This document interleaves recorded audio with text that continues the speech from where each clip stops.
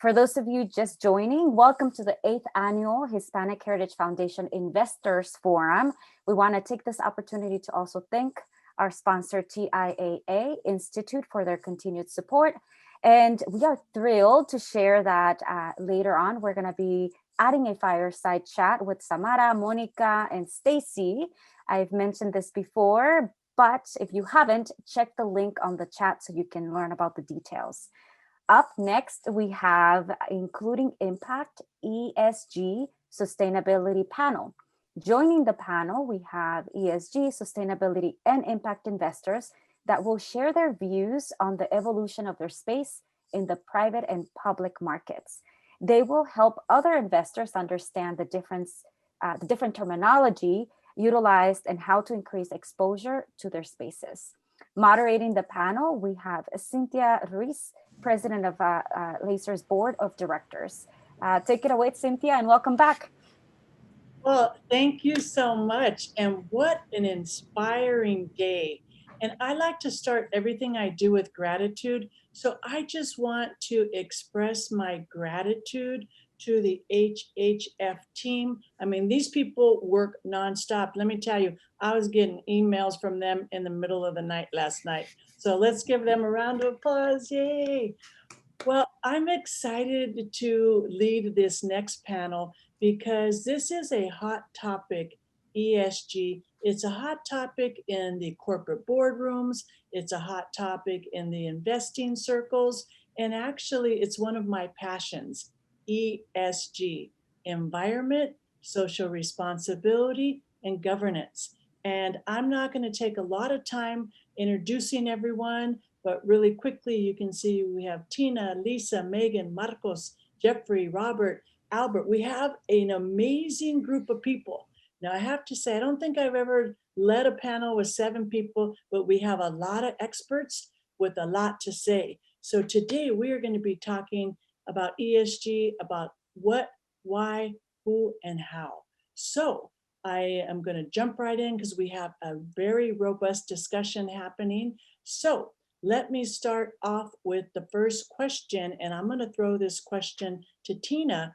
So the first question is, what is ESG and how is ESG different from impact funding? So take it away, Tina. Thank you, Cynthia, and great to be with you all today. So no pressure kicking off the panel or anything here, but I'll give it my best try. So environmental, social, and governance criteria, that is what the ESG stands for, as Cynthia said. And ESG investing is essentially an approach to investment analysis that looks at environmental, social, and governance criteria, which are non-financial factors, really, but with the thesis that looking at those factors tells you something additional about what you can expect the future financial performance and value creation of a company to be. And I think it's increasingly important because there are increasingly issues that companies face today that are related to those areas that we'll talk more about as the conversation progresses, but that really do have a significant impact on a company's performance. That is different. So approaching the analysis of investments using those criteria or that lens is different than what folks refer to as impact investing. Some people will sort of put ESG under that broader impact investing bucket, but impact investing is generally a term that's used to refer more to kind of a proactive investment approach that starts with an impact thesis in mind. So the outcome or the impact, the change that you want to achieve, and then works your way back into what the investment approach to achieve that is. What kind of capital is necessary? Is it debt? Is it equity? Who are the co-investors that you might want to work with to deploy that capital? How does it need to be structured in order to achieve the specific desired social impact? And in some cases, in very particular geographies. Thank you for that. Let's hear from Lisa. What is ESG? Yeah, I think Tina did a wonderful job at describing it in broad strokes. So I can talk a little bit about how we at Straight Out Capital define our ESGs and how we deploy our impact investment fund underneath the ESGs. And it starts out with the most obvious. We heard all throughout the day, different investors from the LP side to the GP side talk about how important it is to look at ESG metrics and to evaluate it and to consider it and to include it for the obvious reasons, right? We have this one earth. We need to make sure that we can continue to live in it, because otherwise all that we do is a moot point. And so in different ways, shapes and forms, we're all looking at ESG. Our filter is a little bit different at Straight Out Capital, and it's something that I actually haven't heard that much today. We look at the ESGs, and our thesis is all about investing in food and food technology companies, specifically early stage food, because I don't know how many of you know this, but the top 5 producers of meat and dairy are together responsible for more climate damaging emissions than the top major fossil fuel companies, Shell, BP, ExxonMobil. And so the impact of the food system is so incredibly large as it relates to us making sure that climate emissions and water use and the loss of biodiversity doesn't continue at the rate it has been. And so when you think about ESG, is how do we make sure that at the end of the day, in whatever we do and how we evaluate the work, our work and others' work, is with a purpose of mitigating and decreasing our overall footprint on the planet. How we look at it is, hey, there's not only a need to improve our overall food system, but it's also a financial opportunity. There's no other market on earth that as many people touch as food. Everybody's eating 3 times a day. You might be or might not be into cryptocurrency, but you're for sure eating multiple times a day. And so our impact through food is so huge. And so that's how we ladder it up to how do we think about ESG and really making an impact through food for ESG metrics. Wow, that's really fascinating, because like you're right, everybody eats, but I don't really think we think about the impact. Right. Megan, what do you think about ESG? What is it?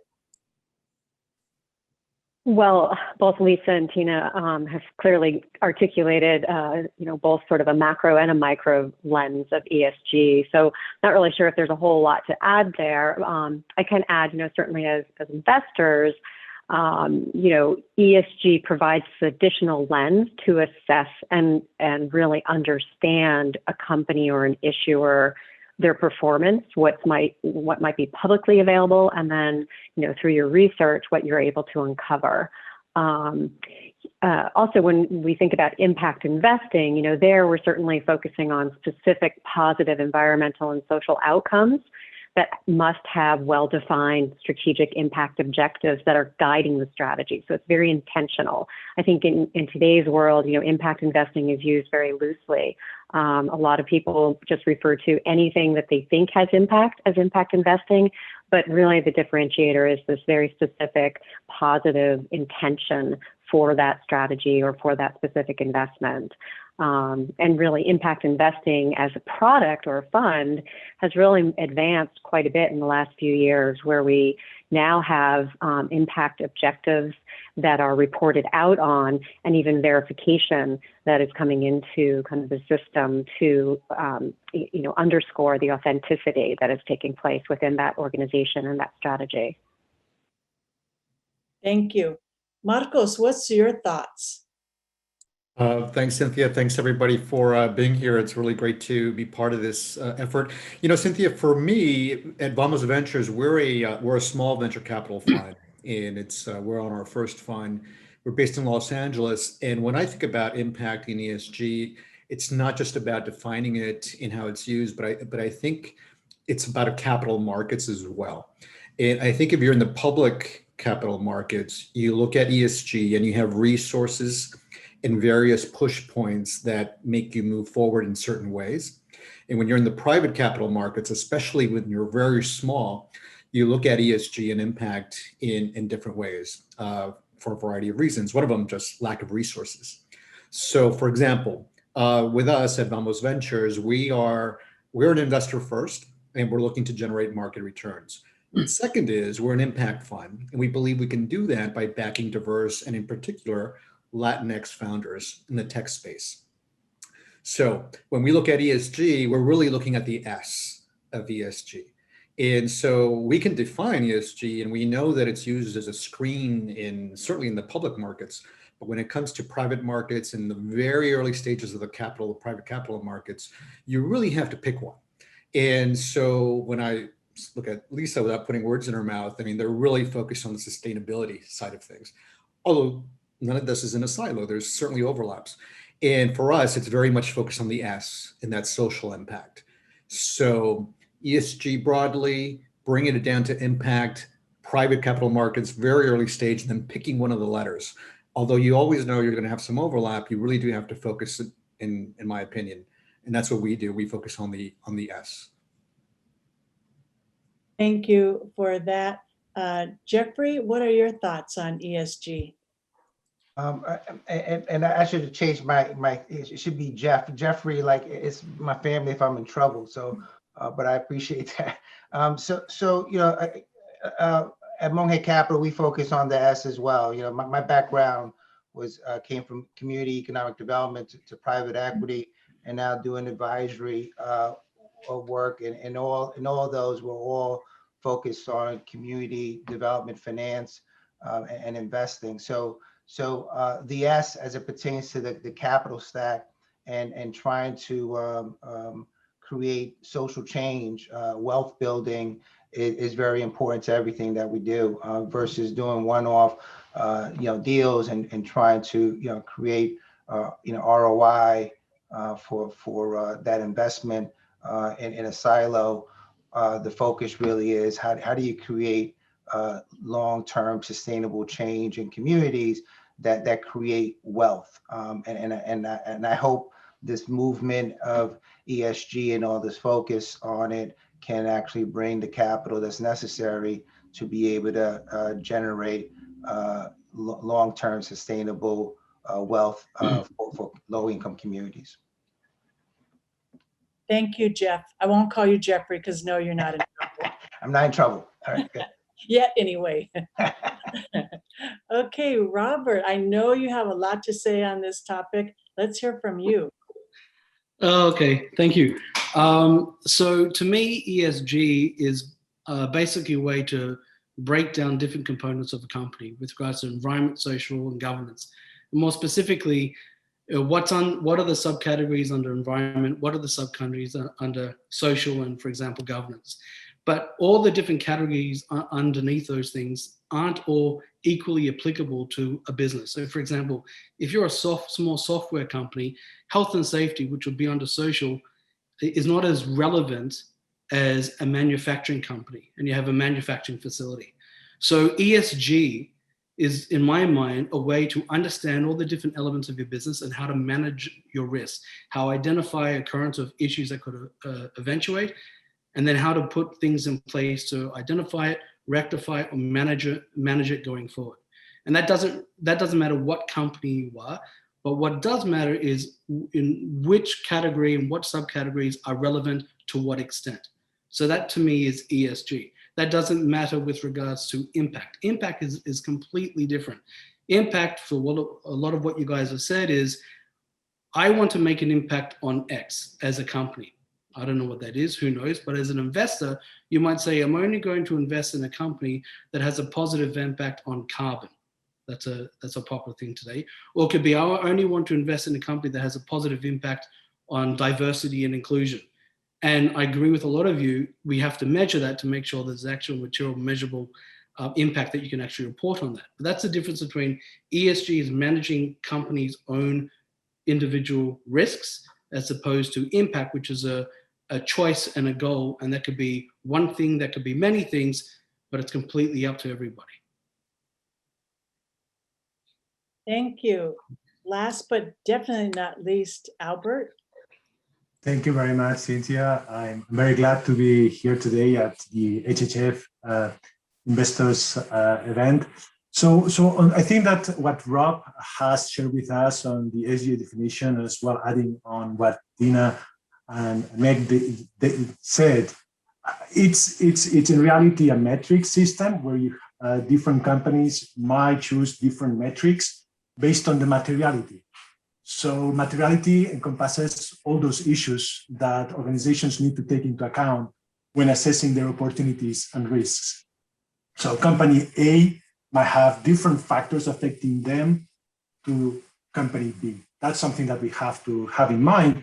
And that's why we as Sway Ventures, a company that invests in technology, we have plenty of opportunities to enable different solutions that cater different needs of different assets classes and different use cases. On the topic of impact, Rob, he's right. I mean, impact investing typically connotes using negative screens in the selection process. Normally it started with, I will not invest in alcohol, I will not invest in tobacco. So it was done to avoid areas that are seen to harmful to society. But negative screening can be a first step to investors for social responsible investing. But the downside is that it has no net impact, as there is always someone that is willing to invest instead. So another impact investing approach that we at Sway Ventures have adopted is to map the net contributions of our portfolio companies to the 17 Sustainable Development Goals defined by the United Nations, known as SDGs. The 17 goals tie ESG with things like no poverty, zero hunger, good health, quality education, gender equality, and so on, until 17. We believe that corporate purpose aligned to SDG goals drives the corporate vision and better aligns the teams we invest in. Thank you for that. So what my takeaway from this question is basically, or my perception is that originally a lot of people called it impact investing, but I think over the years that it has evolved, that people kind of fine-tuned it, and now most people use the term ESG. So thank you very much for that. We're off to a good start. So we talked about the what. Now let's start talking about the why. Why is ESG important? Why now? And why is it important to keep track of this stuff? So I am going to start with Lisa. Why? I think the reason is actually pretty simple as we look at it through our lens. There's going to be 10 billion people on the planet by 2050, and there is no way to feed them the way that we've been feeding ourselves. There's not enough land, enough water. There is no way. So we are driven towards innovation, and we're driven towards an upgrade of the food system because we absolutely have to. That's the first thing. That's more of the avoidance piece that Albert was just talking about as it relates to our lens. In terms of the plus, we have a few other trends, macro trends that are happening that are really driving the need for us to be taking a look at these markets. One of the most important drivers is that millennials and Generation Zs are looking to eat differently. They're looking to make different choices in their purchases as it relates to sustainability related, labor related, social justice related causes. And so because their purchasing behavior continues to increase as they continue to enter the labor force and acquire additional wealth, then there are all kinds of different markets opening up from an opportunity standpoint to serve them. As it relates to our thesis, the other piece of the pie that's happening is as the baby boomers are aging, they're being told by their doctors that to avoid cardiovascular complexities and diabetes, that they need to eat red meat. And so, need to eat less red meat. And so what we're seeing is this massive certification of the market where the consumers and the largest cohorts that Earth has ever seen are asking for different products and are evaluating their purchasing differently than any generation, including mine, which nobody pays attention to, I'm an Xer, but any generation before then. And so we are now looking at such a huge opportunity to make sure that those pathways and those rails are set up correctly to capitalize, serve them, and capitalize on that opportunity as well. And then, oh, by the way, if we can do that in a way that serves them and also make sure that we continue to drive towards the future where we can feed everybody and that, you know, we don't completely continue in the destroying path that we are right now in terms of our food production, then even better. Thank you, Lisa. And I just have to say, I love your background. You look like you're sitting in the Zen garden. Thank you. Thank you. Very peaceful. Megan. Yeah, so Lisa, I hope you're sitting down. So the first thing that comes to mind in terms of why ESG now is, 5 years ago, the whole industry was focused around the millennial, right? The millennial investor was coming in and they were going to, just sort of open up the flow of funds into ESG and impact. And guess what? Over the last 5 years, it hasn't necessarily been the millennial. It's been the X. It's been Gen Y. No, sorry, X. Yeah, X and the baby boomers. Collectively, it's been roughly 57% of the flow of funds between the boomer generation and then Gen X. So lots of assets, are certainly flowing into the funds. We know that record number of funds have flowed into the public markets last year. This past quarter was also a record-breaking, $51.5 billion coming into open-ended mutual funds in the sustainable or ESG space. So there's a whole flow, but also there's been performance, right? Last year, certainly there was a lot of volatility in the first quarter, and ESG funds outperformed their peer groups. But more important than just a quarter or a year, we see over 5 and 10 years that ESG funds have really held their own versus the non-ESG peer. Increasingly also, I would say, we're in the middle or towards the end of the U.S. proxy season. So if anything, I think, if you're just reading headlines about what's happening at the AGMs, increasingly shareholders, stakeholders are really focused on ESG issues. I won't bring up any company in particular, but I think we're all familiar with some of the really radical decisions that are coming out of this year's proxy seasons. ESG matters. So we'll leave it at that for now. Oh, come on, Megan, name a few. We want to know names. I'm just kidding. I'm just joking. Marcos, why ESG? Very similar to what Lisa said on the environmental front of things. I think socially, there's been an awakening, to use that word, over the last couple of years, several years, of the acceptance of the idea that capital is an imperative and a crucial ingredient to empowerment, self-determination, progress, etc. And in a world where stats like the average Black family's net worth is 1/10 the size of the average white family, for example. In the Hispanic community is very similar to that in terms of disparity. These kinds of ideas and data points are now out there, and people are aware of them, and people are starting to connect the dots and conclude, well, wait a minute, maybe there's other reasons why we have these challenges, or certain communities have, persistent challenges, that they face. And a lot of it goes back to capital, and capital connects to everything: education, housing, health, etc. So I believe that from what we see is that this kind of broad and massive awakening to these connections have created this impetus to ask questions, and for asset holders to begin to address more formally and take risks in putting capital behind strategies and investment strategies that are related to ESG and impact. So I think that social trend is very clear, much like the sustainability one. I agree. Jeff, what's your why? And Marcos was really striking a chord with my thoughts here. Is that the Black Lives Movement in my world, I guess, of community development, investing, and financing, that's everything, right? And because at the end of the day, we're trying to do the structured finance and trying to create capital stacks. And the reality is ESG was never an option. No one came to, some of the deals that we're working with, from food distribution companies to Audible's headquarters downtown, in Newark.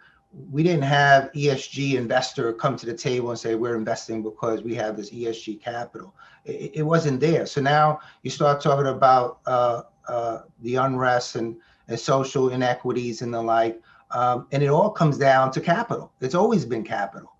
So now I think that folks are looking at the mirror, looking at their process and what they've really been investing, are you reaching that S here in the United States, or are you reaching it in another impoverished community in a different country? And those questions I think are being asked now for the first time. I have to say that we've had a number of conversations about a number of deals, and for the first time ever, are we actually looking at investors that are coming with that ESG focus when it comes to their capital. So I really believe it's the George Floyd. Unfortunately, some folks had to die, unfortunately, to be able to get the attention that many of our communities are getting today. Thank you, Jeff. Robert, what are your thoughts on the why? So my thoughts is, why did it take so long? Number one. And to me, ESG, in what a lot of people understand, is more of a marketing term. So I'll give you an example, which I guess illustrate the why and what I mean by what I just said. So under ESG, one of the things could be proper supply chain management. So I'm an investor. I am a consultant for businesses, and I do a bunch of different things, right? Investor, I consult for advisor for small and medium-sized business, all these different things. And it's an interesting perspective. I worked with one company recently, and they didn't want to understand what ESG was. I said, just put aside E and S and G and just look at different components of your business and how effectively are you running it? What are the risks? And one of the things we touched upon was the supply chain. And one of them was, when you're using supply chains in different countries, are you making sure they're not using slave labor? Are you making sure they have property quality control? As two examples. And he said, well, you know what, I'm not, but why would that be relevant? I said, well, because one, slave labor, I think that's obvious, but two, quality control, and you manufacturing high technology stuff, components. If they are produced in a way that is not effective, that can have an impact on your product. Well, what happens if they go out of business, or you have to shut them down? Do you have an alternative as well? So you need a reliability management or quality control to make sure that you have that stable and you're managing that risk. And that's part of an ESG component. So I know we talk at a high level what ESG is, but practically for a business, all the different components under each one is really ensuring the reliability and managing your risk and continuity and sustainability of your business. And if you can do those things, you could actually ensure that your supply chain is okay. You can make sure that if they are, then maybe you can even drive down costs, which many times you can. But that's really what ESG is, not an ethereal kind of hypothetical thing. It's different components of a business, managing them and prioritizing them accordingly. So to me, we should have been doing this 100 years ago. I agree. Excellent points. Albert, what are your thoughts? Yeah, I would like to add on Rob. Yes, in the last few decades, business leaders have progressively realized that instilling a common sense corporate purpose is a key cornerstone for strategic company management. And what Rob was referring to is analyzing your risk and opportunities through the ESG lens, so that you can provide the basis for excellent financial performance. An example, building on this example of supply chain, we have heard that in the last 12 months, a lot of pressure on our supply chain. There are surveys that have realized that the companies that had adopted a stronger supply chain ESG metrics, so assessing if there was child labor in their supply chains, the origin of the materials, were the ones that were more resilient, because they had looked at certain risks and had a better understanding about their supply chain. So here a really very practical example about the benefits of ESG that increases resilience and financial performance. Half of my career I have done that in Europe. So I appreciate the difference between the European practice and the US practice. Back in 2000, I was already discussing about sustainability when I was working at Schneider Electric.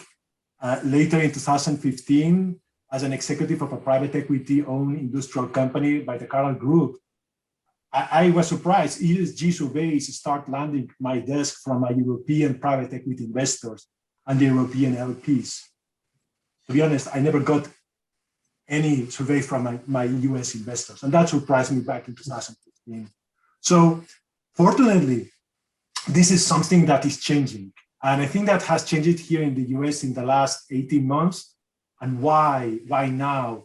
And I think it was very much related to what happened in 2020, where we had exceptional events that forced us to reflect on our humanity. We had COVID-19, California and Australian wildfires, Texas freezing, nationwide racial tensions. All these phenomena have been a grim reminder that we human beings are here on this planet to take care of each other, and that business is a way to do this at a scale. So to conclude, businesses exist to bring profitable solutions, not to profit from problems. And that's what ESG does. Thank you. I couldn't agree more. Tina, what are your thoughts?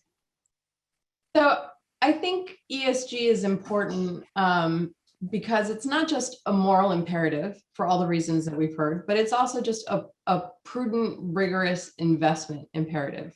I think the data shows that companies that operate this way, investments that are made in this way, that they can and do perform. Companies are able to drive their financial performance and value creation. They're able to mitigate risks. And there's even emerging evidence that that companies that perform better on ESG actually have better cost of capital. So there are just quantifiable reasons why investing in this way or operating a business in this way matters. And I think the why now is because the social and environmental issues that we face collectively just can't be solved by philanthropy in the public sector alone. It really does require the power of the capital markets, the power, the scale, and the scope of the capital markets to address these issues. And conversely, if we've seen anything, as Albert was just saying in the last, recent years, is that the capital markets really can be brought to its knees by ignoring these issues, right? The global pandemic, you have racial reckoning, you have unprecedented climate events, hurricanes, fires, melting glaciers, all of those issues have to be addressed. And again, the resources available to do that through philanthropy in the public sector alone is not enough. It really does require the capital markets, and the capital markets can benefit from addressing those issues. Thank you, Tina. So in terms of what I'm taking away from that question is the why is basically because we don't have a choice. If we care about humanity, if we care about the future of this planet, we have to act now. And at this point in the investing world, there's enough data to show that you can have the lens of ESG and the ROI. You don't have to pick one or the other. So the next question gets a little bit more complicated because now we know the what and the why, but what's complicated is the how. I mean, how do you measure this kind of stuff? What metrics, as you're implementing ESG strategy, how do you know if it's working and how do you know if you're getting it right? I mean, this is complicated stuff. So Megan, I'm going to give you the first word on this. Well, as we're talking through all of this, I think it's important to recognize that all investments have impact, regardless of what they are, an ESG investment or a non-ESG investment.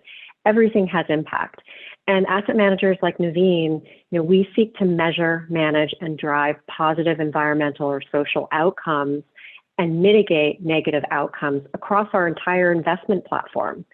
The industry is really moving towards having more ESG reporting across all funds, so not exclusive to ESG funds, but to any fund. So that something like that might look like, you pull up your quarterly overview of a fund, but it also includes how does it look through the lens of ESG characteristics, something like inclusion and diversity, something like climate metrics or, around carbon emissions, or gender board diversity for public equities, for example. But the industry is definitely moving in this direction. I would say there's no one agreement in terms of how you measure it or what that report ultimately looks like. It's really taking shape as we move forward.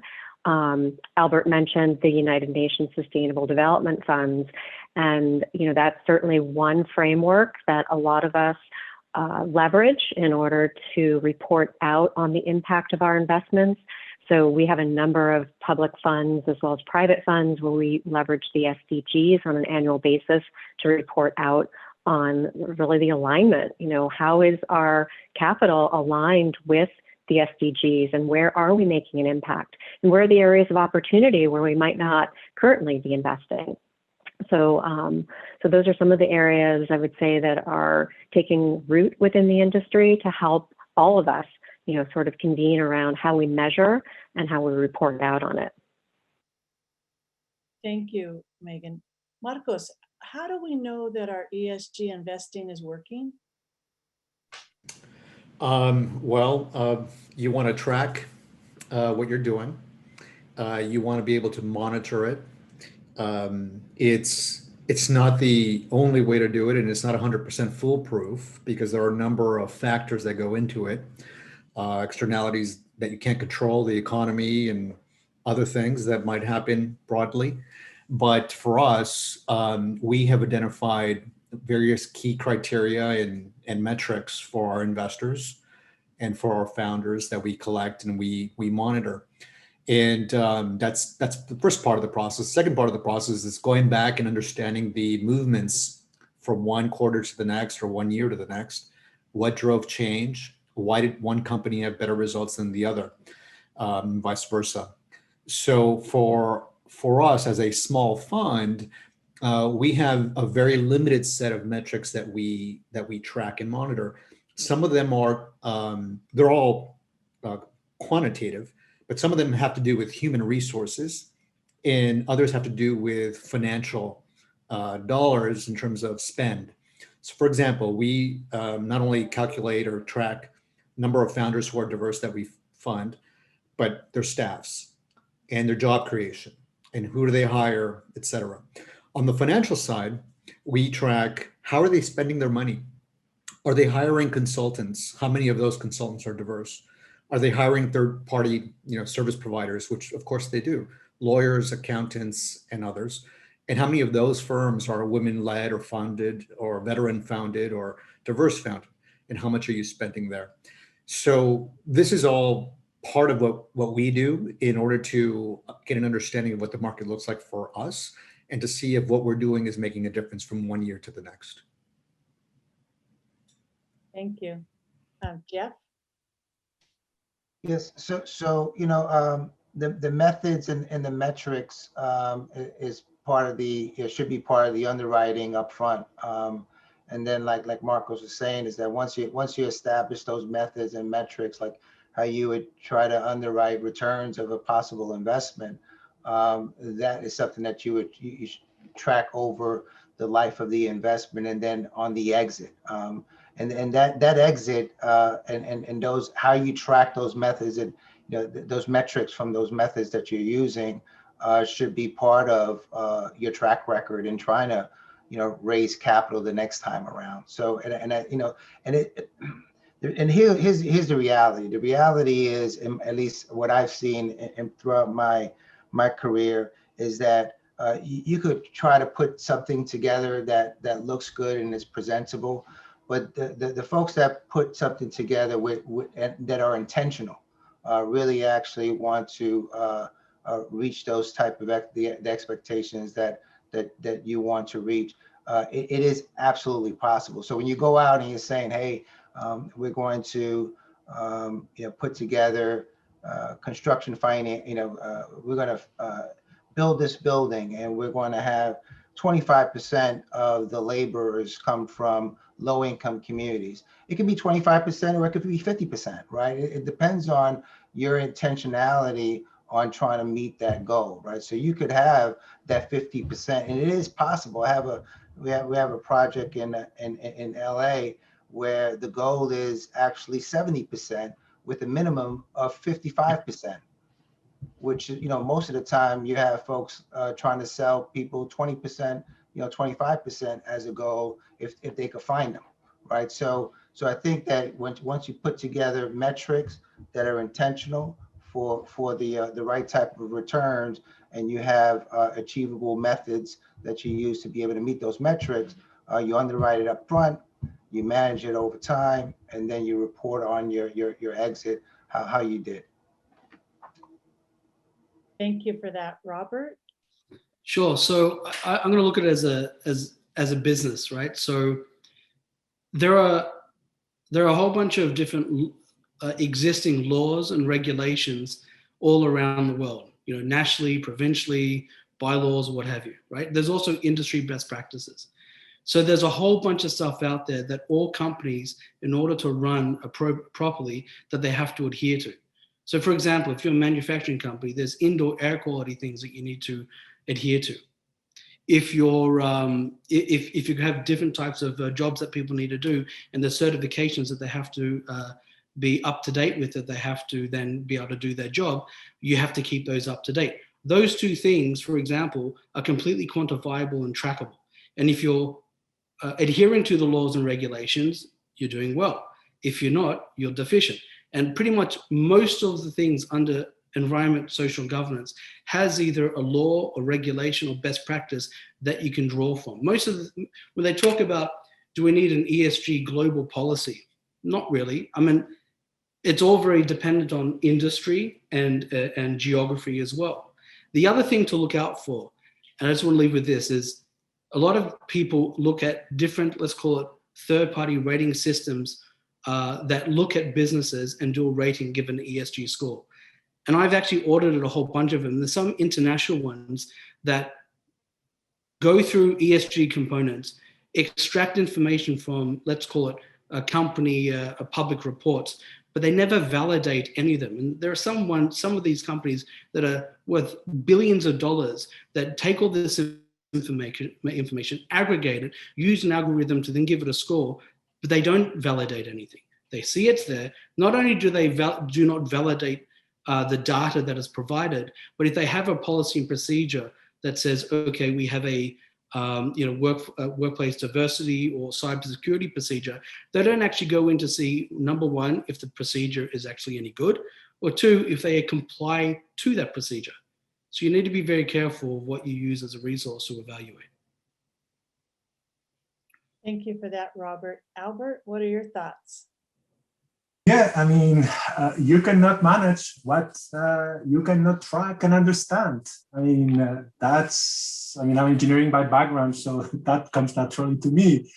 But so if certain goals have been defined, you need to track progress against those goals. Take example, the energy transition case. There are significant reporting gaps on carbon footprint impact in public markets. Last year, still only 50% of S&P 500 companies report their direct and energy-related carbon emissions, and 30% report upstream and downstream carbon emissions. And the caveat is what Rob said, that you are taking this data at face value. And then the picture gets spottier as you move to less common metrics and lower market cap companies and developing markets. So you cannot manage what you cannot track and understand. And that is a problem that technology venture firms like us invest in companies to help measure the trustability and understanding. We especially do it for commercial buildings with a portfolio company that measures and benchmarks the carbon footprint of 10 billion square feet in 80 countries. But as Rob said, this is something that you have to go asset by asset class, and as well different use cases. Then the second aspect is how we apply impact investing in our portfolio of venture investments in fintech, digital health, proptech, retail, transportation, logistics. First, we think that firms that demonstrate strong purpose are a proxy for quality management. And in our business as venture investors, that is the number one focus of what we do, which is trying to identify those great teams and great founders that can lead their product to the market. So our experience is that managers who embrace a widely shared for a social purpose might be better positioned to identify new opportunities because this purpose leads them to take a more expansive view of the world and to see opportunities that others might miss. The other thing is that embracing of an authentic purpose increases the odds that employees of the firm find meaning in their work. So, and that's an intrinsic motivation leading to higher quality and more creative work in the people that we invest in.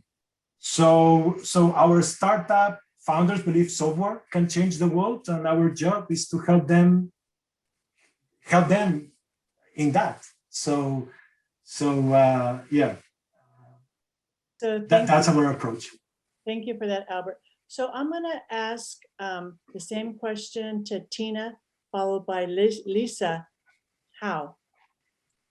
Yeah, so for us, the how is really grounded in kind of who we are and how we engage with our clients. So, you know, we're an investment advisor. We're not investing our own funds. And so what we're often doing is trying to kind of shepherd our clients through this process and how they go about doing this. And the advice we always give them is to start with the end in mind. What exactly is it that you're trying to accomplish here? You know, what is it? What is the organization's vision? What is their mission? What is their goals? And how does ESG investing fit into that? And is there one particular element of it that might be more important than another for that particular investor? And are they constrained by maybe regulatory issues that are pertinent to them? So, you know, there are certain rules around ERISA type funds. Pension funds have become more active recently. Foundations and endowments have a lot more flexibility to kind of do as they will. So it depends really on the type of investor and how you go about it, but starting with the end in mind. And then, like any prudent investment strategy, writing it into a policy, having a policy. And I think most investors that are attending here would probably have a policy in place. But if it doesn't speak to an ESG strategy, then sort of updating that policy to include an ESG strategy would be an important step. And is that going to be just in the public markets, or is it also going to be in the private markets in your fixed income strategy, sort of addressing it asset class by asset class? And then how do you operationalize that? Who do you have the staff and the expertise on hand to evaluate these types of strategies? There are tons of resources and tons of data providers available now to do it, but do you have the resources or the advisors on hand to help implement the strategy? And then the ongoing tracking, reporting, and monitoring. Again, lots of data providers available that can provide data and metrics. And when you're talking about the private markets, there are lots of frameworks. The SDGs have been mentioned, but there's also the Global Impact Investing Network, and IRIS Plus is another framework. There are a variety of sort of impact measurement and management frameworks available that can be looked at to kind of evaluate the outcomes and the impact of investing in this way. Thank you. Lisa?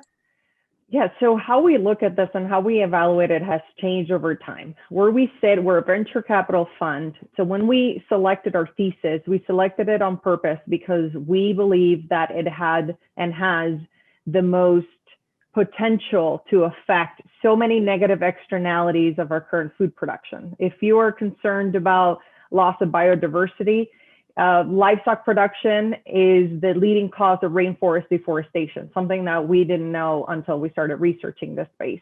If you are concerned about COVID-like novel diseases, the contact with animals is where 75% of novel diseases have come out in the past 20 years.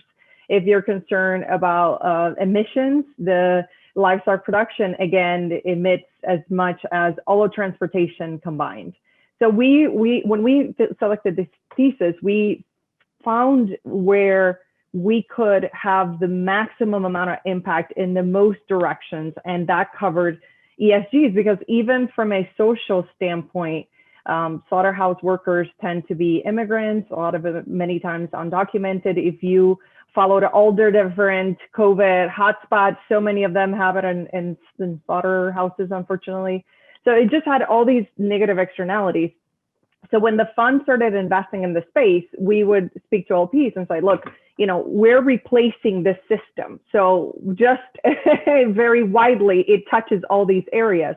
What we realized over time is that is not enough, because yes, it is better than the current food system. But in, let's say, X amount of years, if we are successful and our companies are successful and we are able to upgrade the food system, they need to be better and they need to continuously aspire to be better. So then we instituted a whole measurement system. And I think Marco said it beautifully. So track and monitor and make sure that we understood where each one of our startups are as it relates to emissions, as it relates to diversity and inclusion, as it relates to water consumption, biodiversity, animal welfare. And we track all this, but not only so we can report to our LPs and understand our impact, that's important. Most importantly, we track that because we give that to them so they can be better. So then we can say, okay, so right now when we help do an assessment on your supply chain, distribution, hiring practices, here's the areas that could be better. And they use that as a tool. So as they think about their logistics and supply chain and all the different aspects related to selling food and producing food, they can continuously aspire and keep that in mind as some of the most important metrics that they should always keep in front of them, because we're building better companies. That's what we're aspiring to do. We're helping them build better companies. And the more that we can use data, not only to report, very important, to track, also important, but actually to change and influence, that's where we want to play. Thank you for that. So basically what I'm taking away from the how question is we have to track it, we have to measure it, we have to share best practices. The challenge that I think everybody's facing is there is no universal way to do it at this time. So let's change gears a little bit and start talking about the who. So who should be doing ESG investing? And the second part of this is who's driving it. So I'm going to ask Marcos to start off with the who question. Thanks, Cynthia. I think that who's doing it and who's driving it, there's various constituency groups that are doing that, informally and formally. The informal one is that there are a lot of consumers out there that care about this now and are making their voices known and heard, whether it's consumer goods, whether they're industrial products, whether it's related to hospitality or entertainment and content. Folks are voicing their opinions and their needs and demands. And that is, as consumers, that is driving part of the discussion in terms of who is driving part of this effort. The other part is that you have investors and asset owners that are, I'll say the word enlightened and believe that their role as asset owners, not only is it to be a fiduciary of capital, but a fiduciary of a society, including the human side and the environmental side. And those folks are driving this process as well. And I think that both of those two together, and managers in the middle that care about this opportunity, both from an investment perspective and from a social or environmental perspective, are the three legs of the stool that are driving these trends and the movement. But ultimately, the managers and as a manager myself, I'll say we're probably not the most important one of those three legs. It really is the consumers that are voicing their demands and asset owners that hold the purse strings that allocate capital. And those two really need to get on board for us as managers to really have a role and to execute on what our vision is and what we believe our role might be. I couldn't agree more. Jeff, what are your thoughts? I agree with Marcos. One thing that I will say, and again, I'm looking through my lens on real estate, private equity, and low-income communities. I think that there should be the proper lens for these, where the capital is coming from. So, for instance, if you are investing in food deserts, and that's in grocery stores, chains and food deserts, in low-income communities, there should be representation on staff, on your board, from your partners that reflect the lens of the community that you're actually trying to invest in, versus from just looking from the outside looking in. You should have the proper lenses that understand that community, because they reflect that community. So I think that's very important, and it's a very big push that not only the community development industry is pushing, but also the real estate, commercial real estate, community has been pushing. Those that have, for years been trying to have some equitable in raising capital, with diverse, GPs. That's an argument that they're making, that they have that, and it's good business for folks. Thank you, Jeff. Let's go with Robert, followed by Albert. Robert, are you taking this one? Okay, so let's go ahead and go with Albert. So yeah, I mean,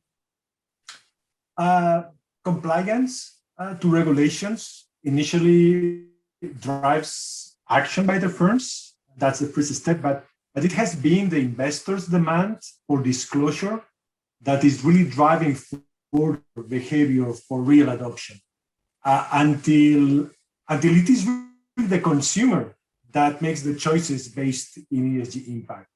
And that when this happens, when it's really driven by the consumer, that's when there is no way to go back to status quo.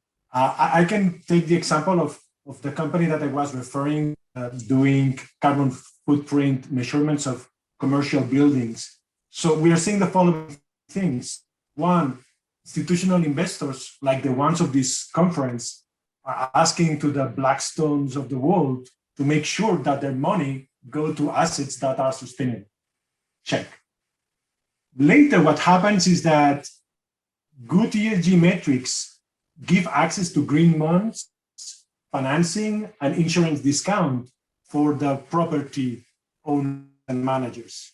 Check. But what is really driving the overall change is renters are ready to pay a premium for a sustainable building. So I think that these three stakeholders have different levels of influence, but at the end of the day, it's going to be the consumer that is going to be driving this movement with a point of no return. I agree. I don't know if Robert is back.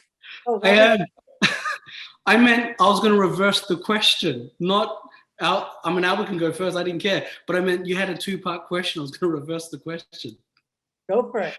Yeah, it's okay. So I would go who. So the question is in the reverse: who should be putting ESG policies in place?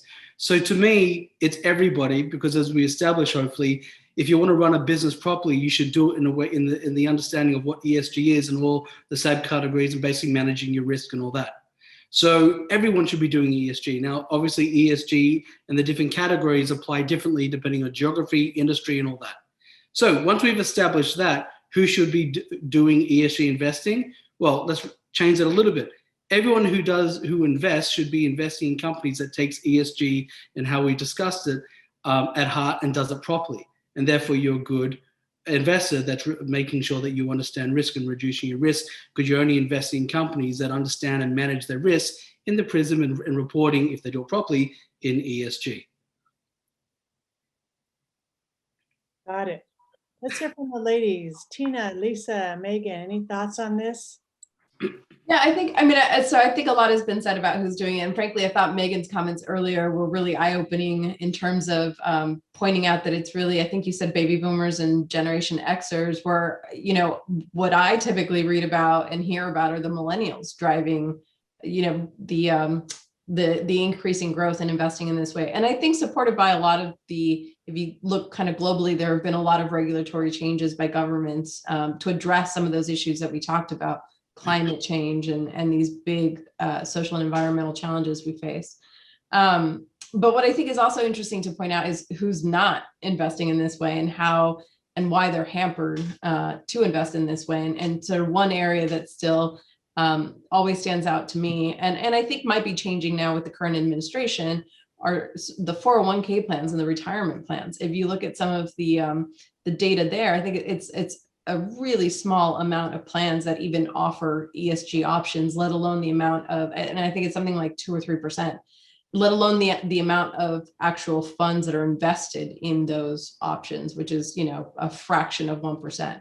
And so I think there's a real opportunity there when you think of the size of assets, the amount of assets in that space, to make some regulatory shifts that would allow those funds to flow into investments of this nature. And I think that you see some of that happening now under the new administration. I think under the previous administration, there were actually kind of increased headwinds thrown up to prevent some of that. But I think some of that is now changing. I agree. Lisa, followed by Megan. Yeah, I think Tina said it beautifully. The only thing I would add to that would be that there is such a negative possibility by not investing in ESGs, right? Because the market resilience, the long-term market resilience will depend on everything, all the what the ESG metrics are measuring.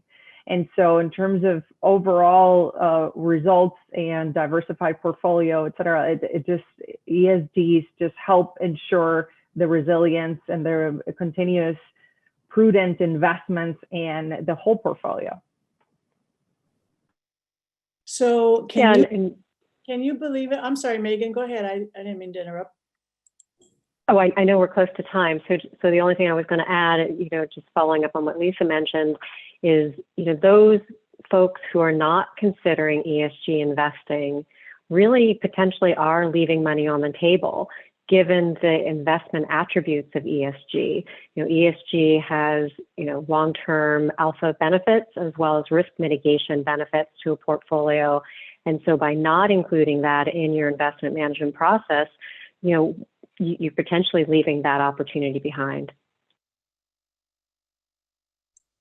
Okay, so we are wrapping up. So this is the final question. I'm going to give each of you about 30 seconds to share your final thoughts and what's the one takeaway you want our audience to remember.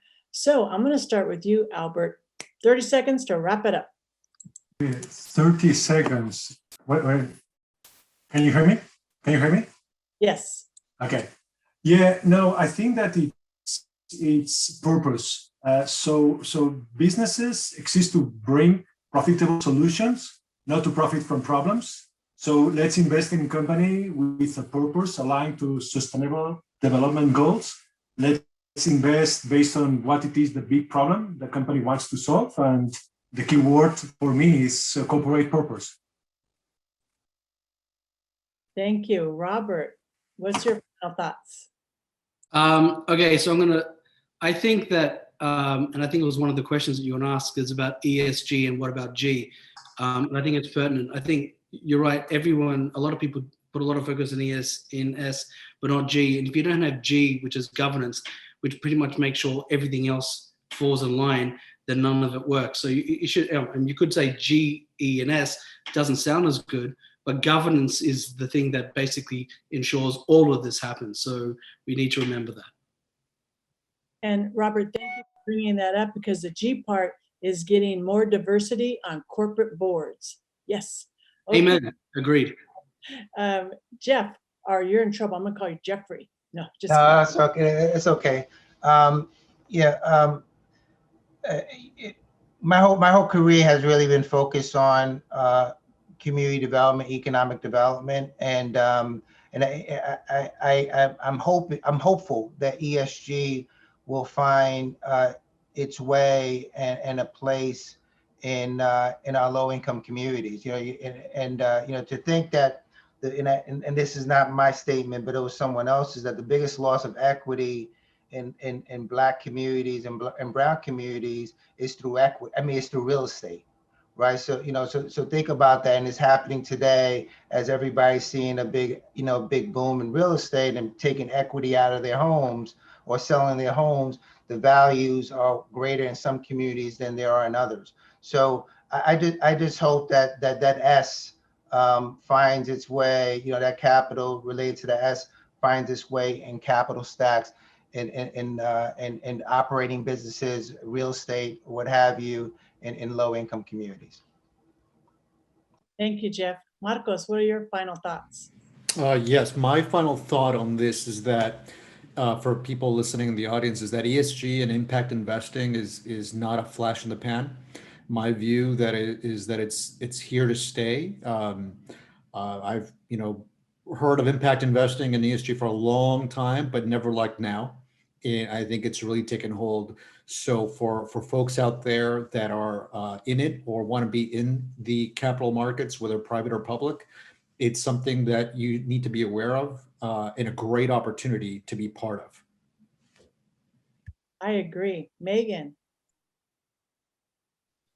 I would say we live in a dynamic world.